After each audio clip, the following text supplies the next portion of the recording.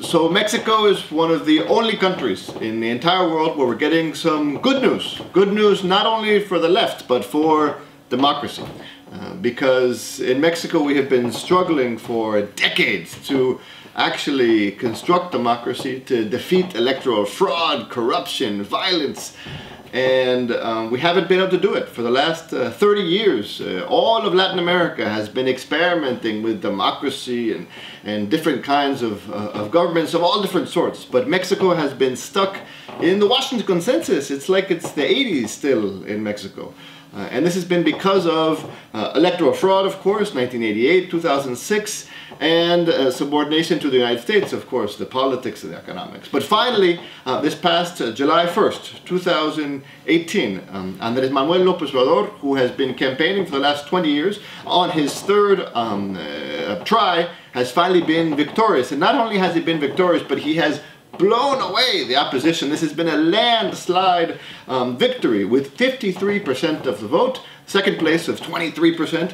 He has carried the Congress, the Senate, and the Chamber of Deputies at the federal level, and also the majority of the state legislatures. This has arisen out of an incredible feeling of discontent, of anger of the Mexican people at the failure of neoliberal policies, at corruption, at human rights violations, at subordination to Trump.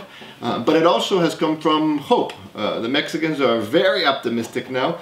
Since the elections, the consumer confidence index has gone up. If the elections were held again today, Lopez Obrador would win by 65% of the votes. So there's a real feeling of, on one hand, indignation. It was a protest vote, but there's also an incredible amount of hope in Lopez Obrador finally strengthening Mexico's institutions and recovering the national economy. So Lopez Obrador is definitely on the left. He's been struggling from the left, first from the PRD party, now with his new Morena party.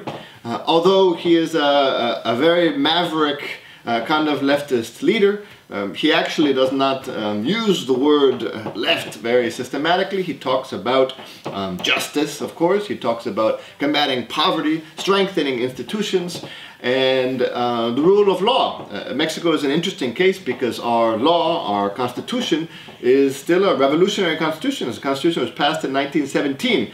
Even though it's been reformed so many times, it has all these very advanced progressive principles, the right to work, to healthcare, to education, to clean water, to environment, to culture, to housing, which have, of course, not been applied under the authoritarian neoliberal system. So, you know, just applying the law, cutting out corruption, could actually have revolutionary consequences in Mexico. And that's what Lopez Obrador is trying to do. He has reached out to his the people who have opposed him, both to Trump and to the national oligarchs. You know, there are 14 families who really control the Mexican economy. He's had a very conciliatory, responsible attitude. He's going to respect the autonomy of the central bank. He's not going to raise taxes, although he is going to charge the taxes which are on the books. And he's not going to expropriate. So he's been, you know, very clear to not create sort of exaggerated fear from the powers that be, both in the United States and Mexico. But he is going to channel government resources and towards the poor and do a massive transformation of the way in which the Mexican state works, because the Mexican state is still very authoritarian, very elitist, incredibly high salaries at the top and low salaries at the bottom. So what he wants to do is mobilize the Mexican state in favor of the Mexican people. So basic proposals. So for instance, he wants to guarantee free, universal access to education for all youth. Just as today here in France, for instance, you guys are starting to pull back on universal access to education. In Mexico, we want to move forward and make sure that all youth can have access to free public education. He also wants to create a program of 2.5 million scholarships for work scholarships, for apprenticeships for the youth. So either study or work, all youth in Mexico will have this opportunity. He wants to support the countryside, create food self-sufficiency in Mexico. He wants to stop importing oil and create refineries, have Mexico, which is a great oil country, become self-sufficient in that area. He wants to bring development to the south, in the poorest areas of Mexico, in Oaxaca and Chiapas, create a big development project with the participation of the indigenous peoples and of the communities. And of course, strengthen the old Mexican welfare state, healthcare, education. These are the basic proposals. And of course, in the question of violence, he also wants to move towards peace. He's talking about transitional justice. He wants to end this fighting fire with fire strategy, this militarized attack on the drug cartels. And he's even talking about possible legalization of marijuana and really creating a more humanitarian solution to this problem of violence in Mexico today.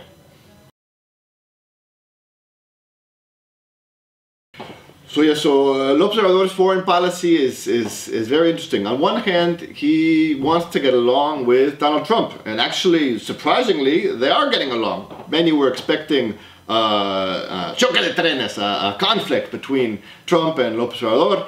Of course, they represent very different political ideologies. But actually, since July 1st, the elections, they've been getting along very well. Trump has congratulated Lopez Obrador, and Lopez Obrador has been also positive with Trump. Now, what explains this? Trump, I think, is impressed by this incredible victory by Lopez Obrador. Lopez Obrador has received 30 million votes. So this means that any attack by Trump would be counterproductive for the United States. And on the other hand, Mexico has to get along with any U.S. president. 85% of the trade from Mexico, external trade, goes to the United States. And so there's also incentive on the Mexican side. They're advancing, making steps forward with NAFTA, although Lopez Obrador is not in power yet, but he's trying to make sure that it doesn't expand and become even more aggressive to Mexican sovereignty. Now, in terms of migration, Lopez Obrador is going to defend the migrants in the United States. He wants to turn the network of consulates, there are 50 Mexican consulates in the United States, into centers for the defense of the rights of migrants. And he also wants to work with the Central American countries to bring development to the south, which would stop the need for migration. Now, in a broader scheme of foreign relations, Lopez Obrador does not have the same vision as someone like Lula, for instance. When he came in, really tried to become Lula a global leader of the BRICS movement and putting together the great nations of the South. Lopez Obrador is not that aggressive or ambitious in the international sphere. What he says is that the best foreign policy is a good domestic policy. He wants to lead by example. By showing the world that it's possible today, even with the collapse of so many ideologies, to do a good job and move forward in social justice and equality issues within this context. Now, he will of course recuperate the long tradition of Mexican foreign policy of no intervention and the defense of sovereignty. This has always been very important because the United States has always wanted to pressure Mexico to become its representative in Latin America, and Mexico has always resisted this by defense of its sovereignty and the sovereignty of other nations. And so, yes, I think there will be a change. Mexico will probably not be as aggressive towards Venezuela as it has been today under Peña Nieto. Peña Nieto has been a real sort of representative of Trump. Mexico will probably draw back and call for a negotiated, peaceful solution, and will not accompany the United States in a search for regime change in Venezuela or anywhere else. Mexican foreign policy has always been very respectful of internal affairs, and that will continue. Mexico also has always recognized Cuba, was important in the negotiations in El Salvador peace during the 70s and the 80s, and so Mexico will continue along that line as an important, respectful voice in the international context.